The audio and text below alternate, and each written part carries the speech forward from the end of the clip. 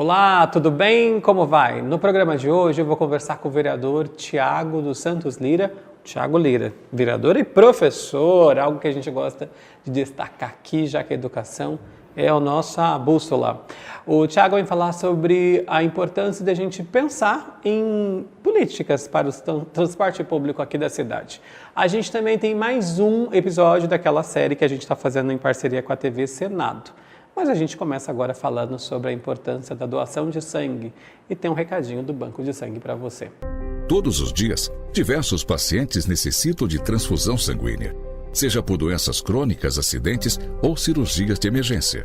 E há também os pacientes internados com Covid, que não raro necessitam de transfusões, devido às complicações da doença. Se você tem a partir de 18 anos e está com boa saúde, procure o Banco de Sangue de Sertãozinho e faça a diferença. Sua doação pode salvar até 4 vidas. Agende seu horário pelo WhatsApp 981690001. Banco de Sangue de Sertãozinho. Compromisso com a vida. Já está aqui comigo o vereador e professor Tiago Lira. Mais uma vez, muitíssimo obrigado pela presença. Tiago vem falar de um assunto que é de interesse de muitas pessoas, que é a importância de a gente pensar já em políticas públicas para transporte público sobre vários vieses, né, Tiago? Obrigado pela presença mais uma vez. Orlando, eu que agradecer a audiência, e é sempre um prazer a gente conversar sobre aquilo que impacta a vida da nossa sociedade, da nossa população. Ô, Tiago, você vem discutindo aqui na Câmara esse assunto já há algum tempo, e como pano de fundo você usa uma experiência que você foi, inclusive, em loco, pesquisar, que é o Tarifa Zero. Como a gente tem um público muito interessante que acompanha, né? Então vamos tentar assim, ser o mais didático, já que você é professor também, para as pessoas começarem a entender o que você está propondo. Podemos começar por assim? Sem dúvida. Então me fala tudo, não me esconda nada sobre Tarifa Zero. Tá bom. Bom, acho que a primeira coisa que a gente precisa salientar é que o transporte, na maioria das cidades do Brasil, ele é o transporte público. Porém, ele é um transporte público não gratuito, uma vez que, na maioria das cidades, com quase 100%, a população ela tem que desembolsar um dinheiro para se transportar. Então, ele é um transporte público pago. Qual que é a grande discussão aqui? E a discussão, Orlando, ela passa por uma mudança de mente. Então, ela passa por uma metanoia. É uma palavra grega que significa mudança de mente.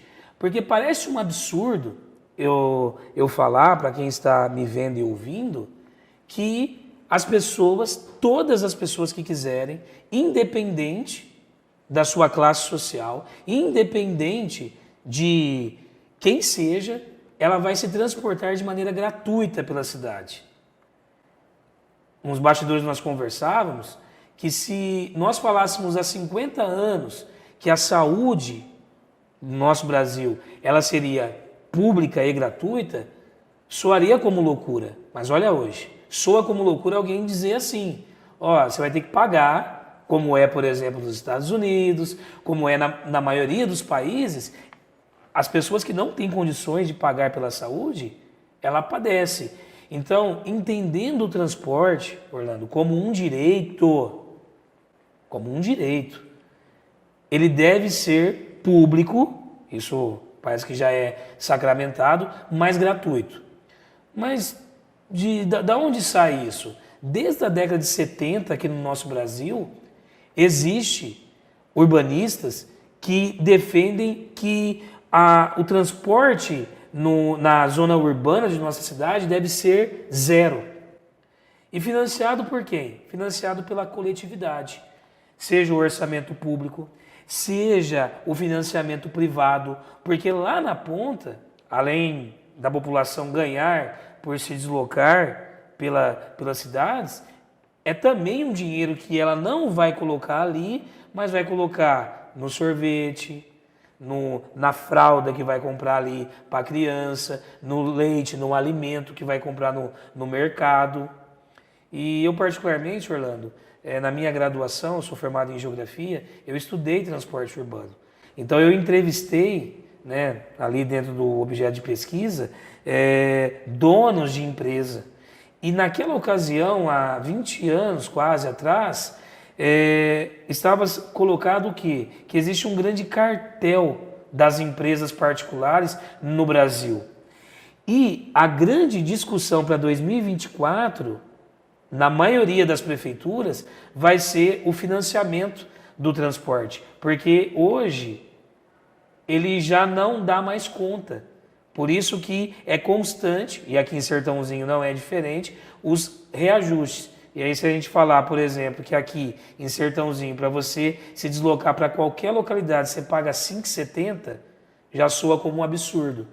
Por isso que, para concluir essa primeira parte, as pessoas preferem apertar, fazer um financiamento de moto, fazer um financiamento de carro. Só que aí o que está acontecendo? Transporte individual, ele é caro, poluente, gera acidente que vai desembocar lá no Sistema Único de Saúde.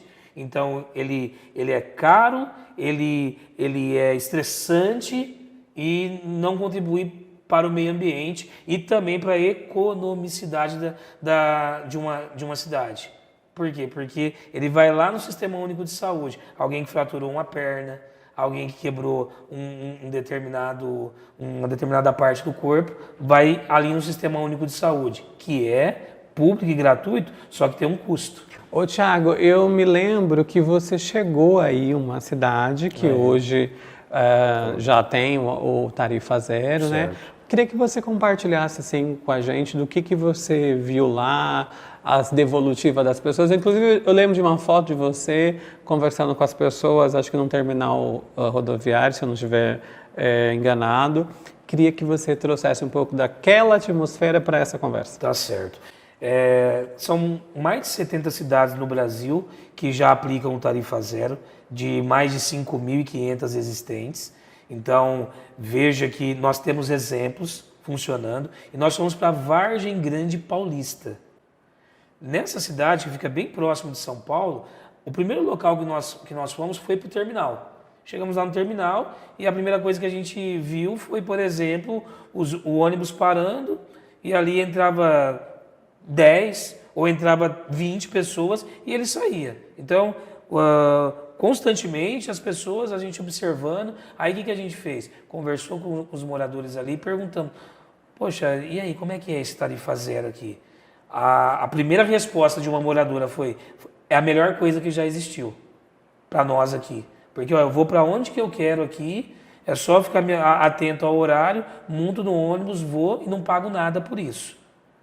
Falei, poxa, que legal. Aí você vai, conversa com o outro, aí vai, encosta, mas o pessoal vê a gente só para isso, né? Aí a gente se apresentando, subimos no ônibus, motorista, foi aí, poxa, isso aqui é uma maravilha, porque não tem que fazer a cobrança, né? Então não tem cobrador, não tem catraca, ou em cidades que tem a catraca é só para controle, né?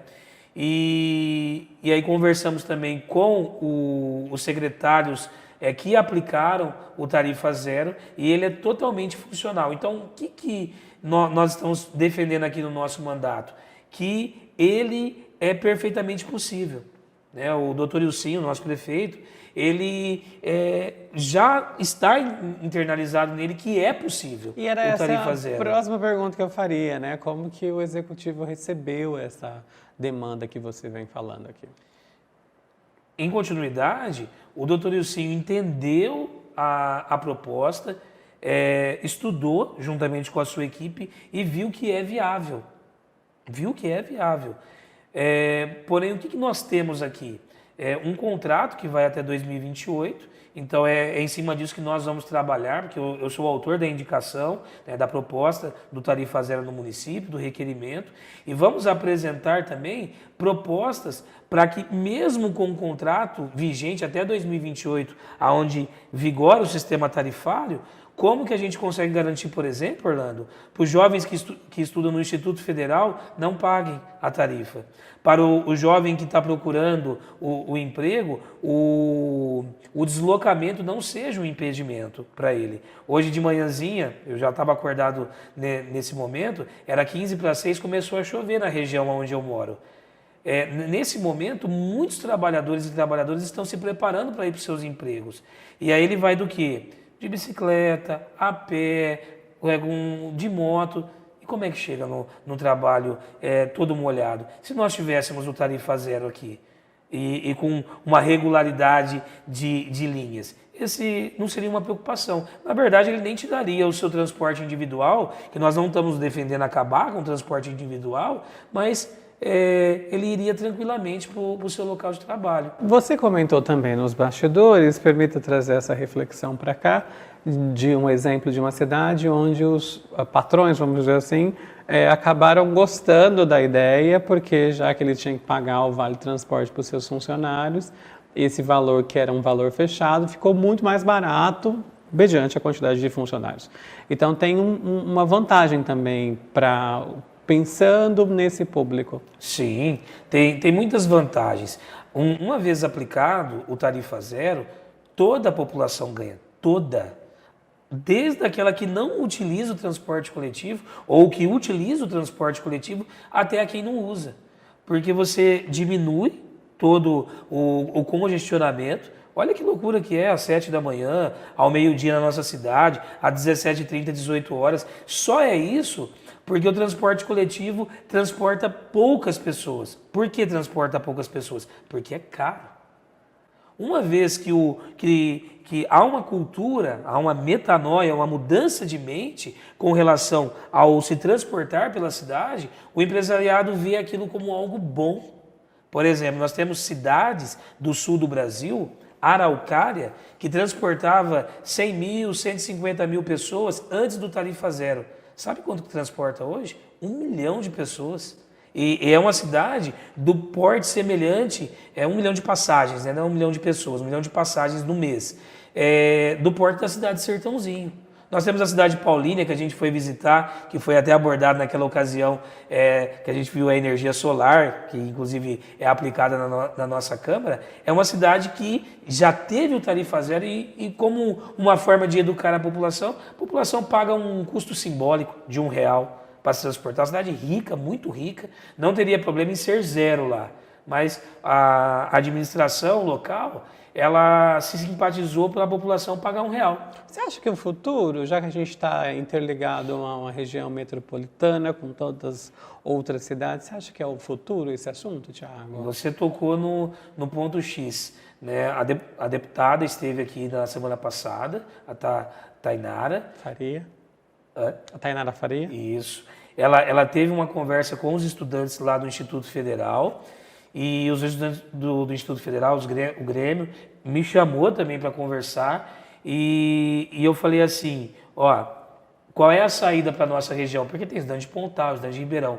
Uma tarifa zero metropolitana, que abrangeria 34 cidades. Certo. O lixo é um consórcio. Por que o transporte não pode ser? Tem um monte de gente que sai da cidade de Ribeirão e vem trabalhar em Sertãozinho.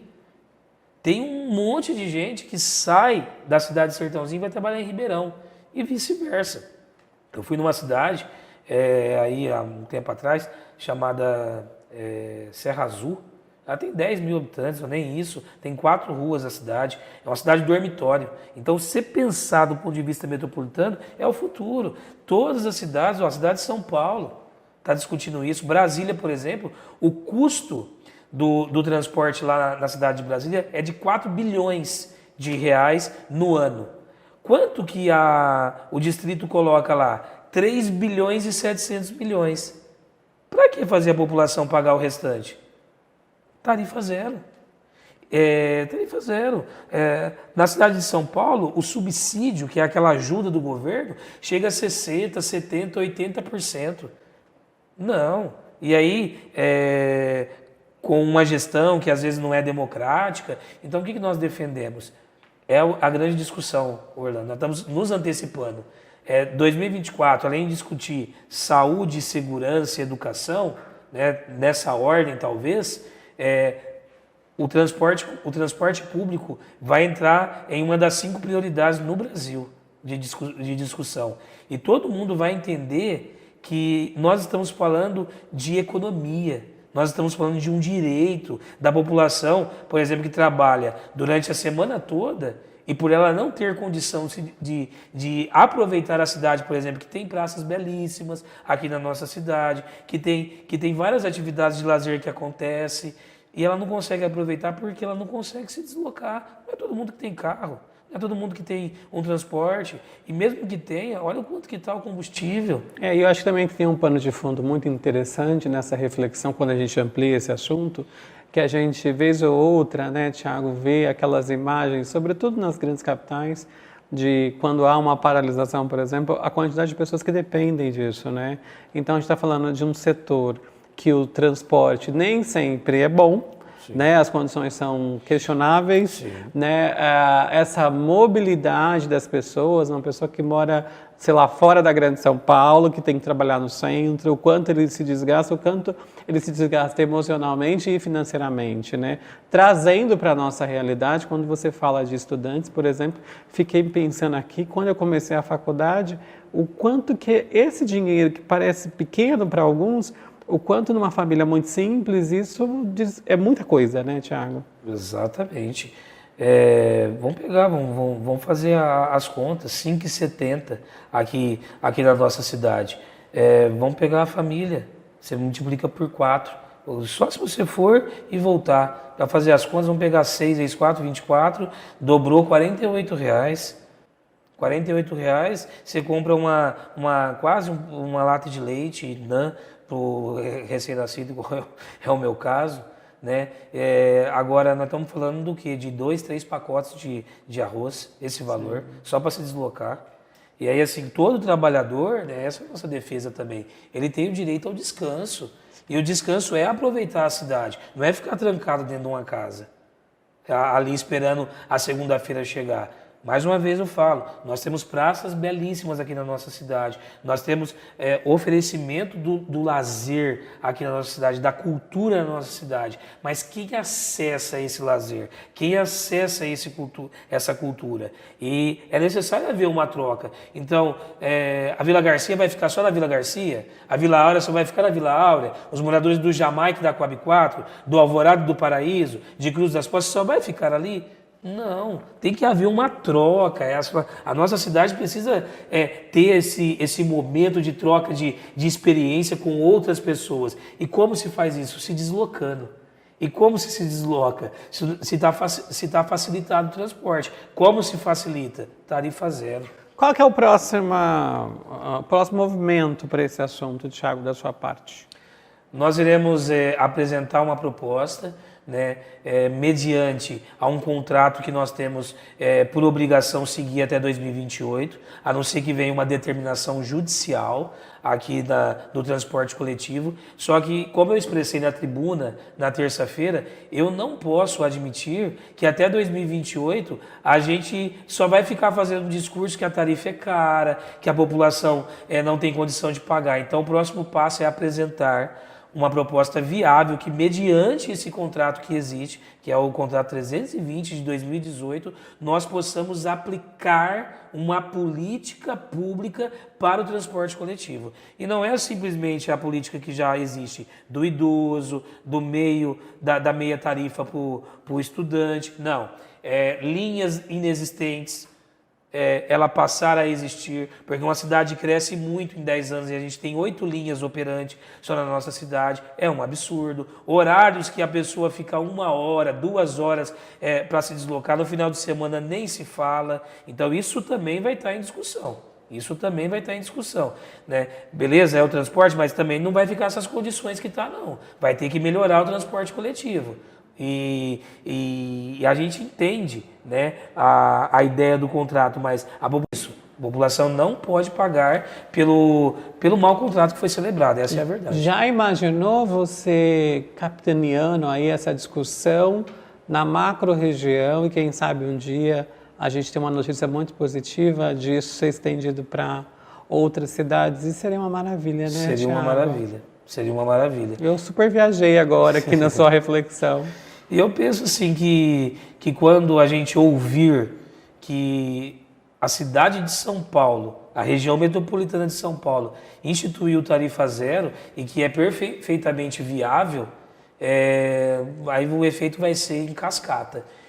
Mas vamos discutir as 34 cidades da nossa macro-região, a começar por onde nós podemos atuar no município, que é a cidade de Sertãozinho, que é a segunda maior cidade da macro-região, só perdendo para Ribeirão Preto. Lembrando que Ribeirão Preto, o transporte é subsidiado. O transporte de Ribeirão Preto, os vereadores, a Câmara Municipal, mediante uma provocação do prefeito, aprovou milhões de reais para as empresas. Mas é ruim o que foi feito? Depende do ponto de vista que você utiliza. Se você falar assim que é ruim e que não deveria enviar os milhões lá de reais para as empresas e o trabalhador não poder chegar no seu local de trabalho, não, então é bom. Só que lá ainda eles pagam ainda um valor. Qual que é a defesa nossa aqui? É perfeitamente possível, nós temos planilha que colocam tudo na ponta do lápis, que nós conseguimos financiar 100% o transporte coletivo em nossa cidade e todo mundo ganhar. Perfeito. Promete voltar? Sempre. Querido, obrigado, viu? Estamos pelas aí. contribuições, pelas discussões e pelos ensinamentos. Estamos aí. Certo? Certinho. Olha, vamos conferir mais um episódio da nossa série em parceria com a TV Senado. Hoje o James vai mostrar um novo olhar. Veja só.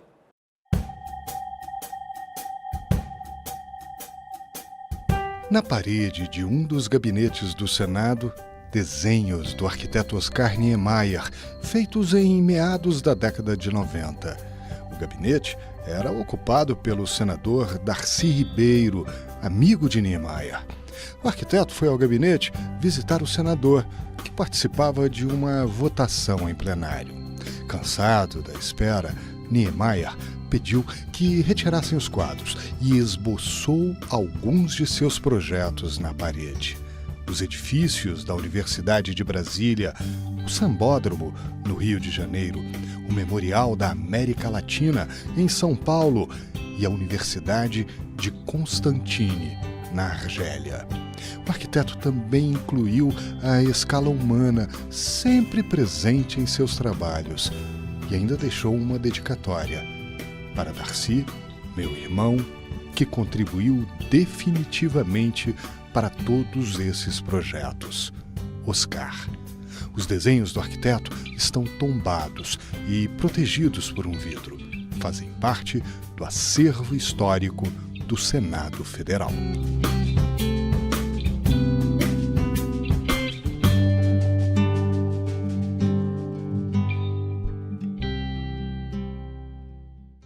Mais um Banho de Cultura, né, gente? Essa série aí com a parceria da TV Senado.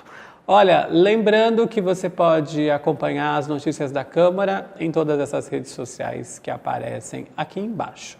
Você viu que eu não citei as redes sociais do Thiago durante a entrevista, então eu vou reforçar aqui. Se você quiser acompanhar um pouquinho do trabalho do Thiago, está aparecendo aqui o Instagram dele, lá ele também bomba, mostra as fiscalizações, as visitas. Vale a pena conferir. E você também vale a pena participar das discussões aqui nas sessões em plenário. Elas acontecem 2 dias na semana, segundas e terças-feiras, a partir das 18 horas. E como eu sempre gosto de reforçar, vez ou outra, além de acompanhar as discussões em plenário, você pode acompanhar também as exposições dos nossos artistas locais. Eu fico por aqui, a gente se vê no próximo programa. Um beijo, um queijo, tchau.